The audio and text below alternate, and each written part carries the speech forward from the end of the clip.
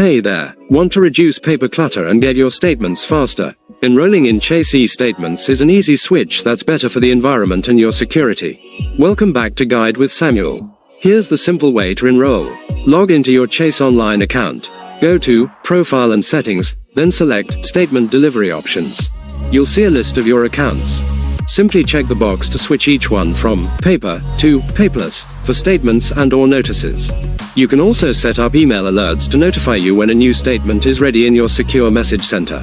My crucial pro tip: download your annual statements for your permanent records. While Chase stores statements for years, make it a habit to download your December statement each January. Save it with your tax documents and other vital records. This guarantees you always have a copy. Just like that, you'll go paperless, get documents instantly, and stay organized. Are you fully paperless with all your accounts yet? What's holding you back? Let me know in the comments. If eco-friendly and efficient tips appeal to you, subscribe to the channel. Thanks for watching. I'm Samuel, and I'll see you soon.